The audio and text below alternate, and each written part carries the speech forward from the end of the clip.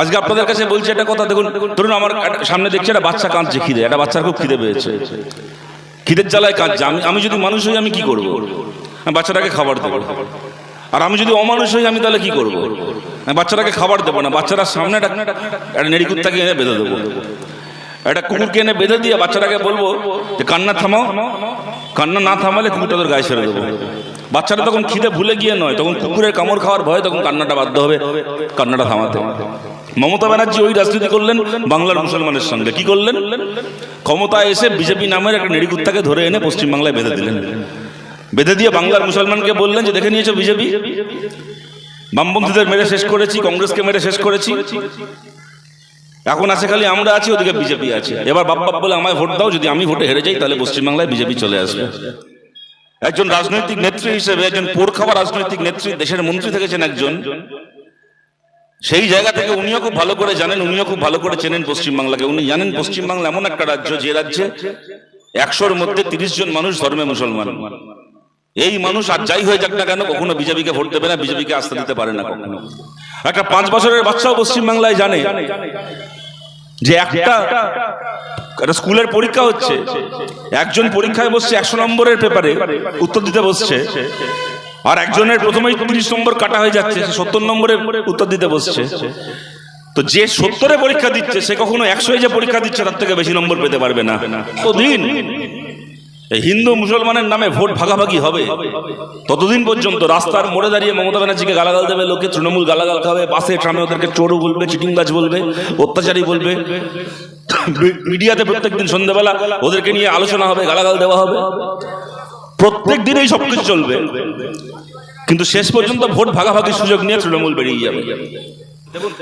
মমতা ব্যানার্জি তো আজ সকালে জন্মাননি, দীর্ঘদিন ধরে রাজনীতি করছেন, কেন্দ্রীয় মন্ত্রী থেকেছেন, অনেক বড় বড় দায়িত্ব সামলেছেন, নিজে একটা দল তৈরি করেছেন, রাজ্যের মুখ্যমন্ত্রী হয়েছেন।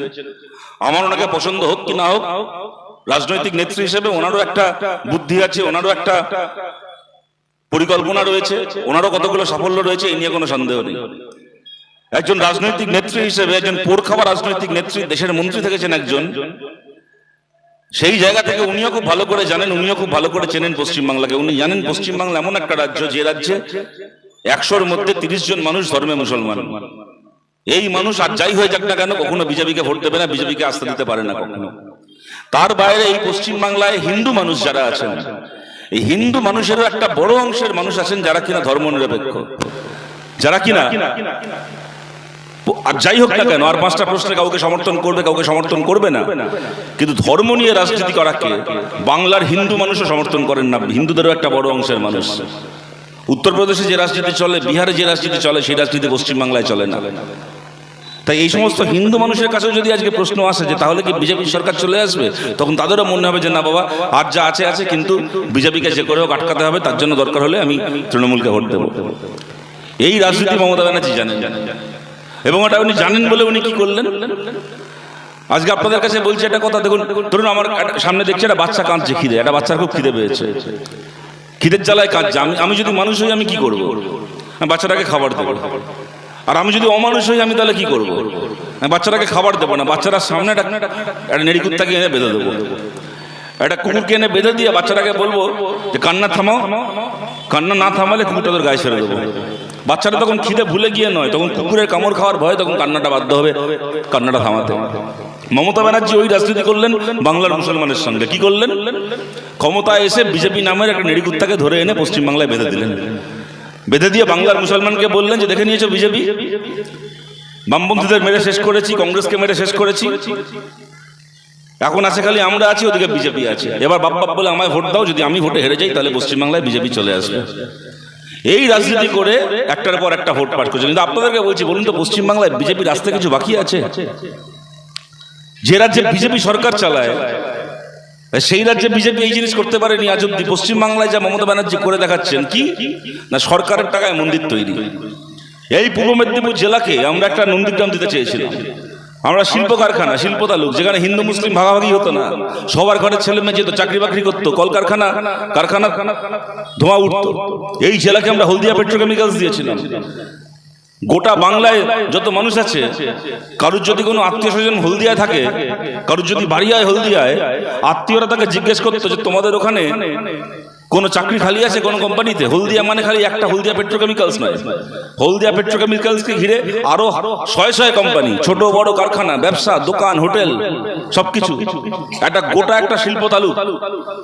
যে একটা পিছিয়ে পড়া একটা জেলেদের গ্রাম ছিল, সেই গ্রাম আজকে ভারতের সবচেয়ে বড় শিল্প শহরগুলোর মধ্যে একটা শিল্প শহর।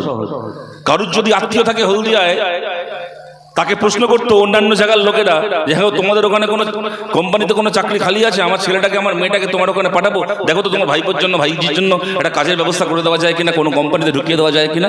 এই পূর্ব মেদিনীপুর লোকের কাজ পাওয়ার ঠিকানা ছিল, বাইরে থেকে লোকে আসতো এখানে কাজ করতে। আজকে শ্মশান বানিয়ে রেখে দিয়ে সেটা গোটা জেলাকে বানিয়ে দিয়ে কি করলো, কলকারখানা সব বন্ধ করে বললো এখানে মন্দির করে দিয়েছি, যাও এবার ভালো করে পুজো করো। সরকারের টাকায় মন্দির তৈরি করেছে। বিজেপি আজ অব্দি যে কাজ কোনোদিন করতে পারেনি সেই কাজ পশ্চিমবাংলায় করেছে। মোদি ওয়াকফে সংশোধনী পাশ করালো, আমাদের পার্লামেন্টে ক্ষমতা নেই, আমরা পারিনি ওয়াকফে সংশোধনী পার্লামেন্টে আটকাতে। কিন্তু আমরা কি চেয়েছিলাম, আমরা সংখ্যায় পারিনি ওয়াকফে সংশোধনী আটকাতে, কিন্তু যেন ভারতের মানুষ, ভারতের সংখ্যালঘু মানুষ রাস্তায় নেবে, লড়াই করে, মিটিং মিছিল আন্দোলন করে যেন সেই সংশোধনীকে ঠেকিয়ে দিতে পারে। যেমন কৃষি বিলের ক্ষেত্রে আমরা দেখেছিলাম, কৃষি বিলও আমরা পারিনি পার্লামেন্টে আটকাতে, আমাদের সংখ্যা কম পড়েছিল। কিন্তু ভারতের কৃষক রাস্তায় নেবে, কৃষি বিলের বিরুদ্ধে মিটিং করে, মিছিল করে, লড়াই করে মোদিকে বাধ্য করেছিল কৃষি বিল ফেরত দিতে।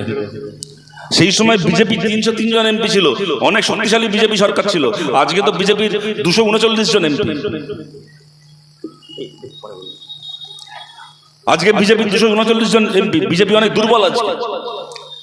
যদি 303 জন এমপি নেওয়া বিজেপিকে কৃষি বিল ফেরত নেওয়ানো যায়, তাদেরকে দিয়ে কৃষি বিল বাতিল করানো যায়, তাহলে আজকে 239 জনকে নিয়ে জোট সরকার চালানো বিজেপিকে অনেক সহজে বাধ্য করা যেত ওয়াকফে সংশোধনী বাতিল করাতে।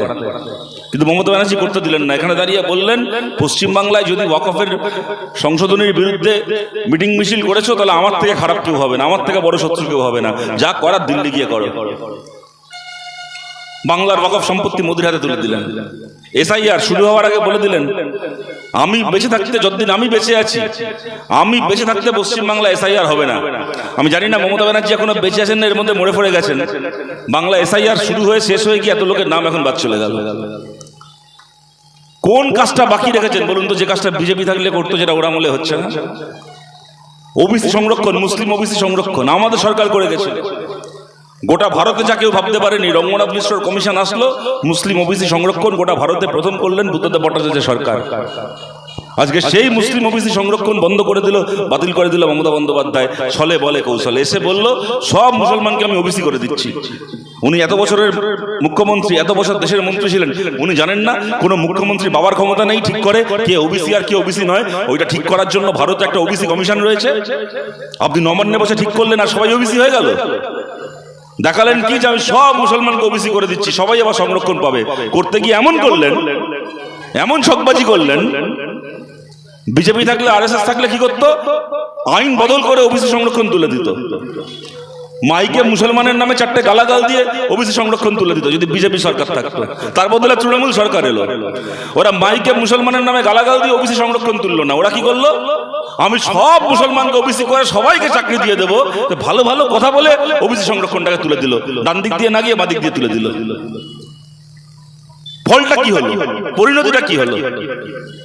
যে কাজটা বিজেপি 4টে গালাগাল দিয়ে করতো, সেই কাজটা মমতা বন্দ্যোপাধ্যায় 4টে ডায়লগবাজি মেরে করলো। মুসলিম ওবিসি সংরক্ষণ তুলে দিয়ে এখন মাথায় কাপড় জড়িয়ে বাক্সা কাছে গিয়ে ইফতার করে বলছে দেখো আমি মুসলমানের বন্ধু, কি সুন্দর তোমার সঙ্গে রমজান মাসে এসে ইফতার করে গেলাম, আমার ইফতার করার ছবি দেখো, দেখে আমাকে আবার ভোট দাও। কদিন এই নাটকবাজি চলবে বলুন পশ্চিমবাংলায়? কতদিন পশ্চিমবাংলায় নাটকবাজি চলবে? আপনাদের কাছে আবেদন করছি, সমস্ত ভোটকে একটা জায়গায় জড়ো করতে করুন। একটা 5 বছরের বাচ্চাও পশ্চিমবাংলায় জানে যে একটা স্কুলের পরীক্ষা হচ্ছে, একজন পরীক্ষায় বসছে 100 নম্বরের পেপারে উত্তর দিতে বসছে, আর একজনের প্রথমেই 30 নম্বর কাটা হয়ে যাচ্ছে, 70 নম্বরে উত্তর দিতে বসছে। তো যে 70-এ পরীক্ষা দিচ্ছে সে কখনো 100-এ যে পরীক্ষা দিচ্ছে তার থেকে বেশি নম্বর পেতে পারবে না। এরা সহজ নয়। তাই আপনাদের কাছে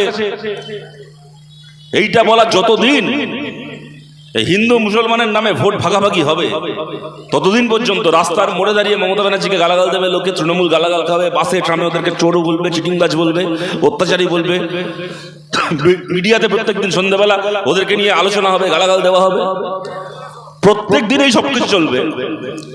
কিন্তু শেষ পর্যন্ত ভোট ভাগাভাগির সুযোগ নিয়ে তৃণমূল বেরিয়ে যাবে।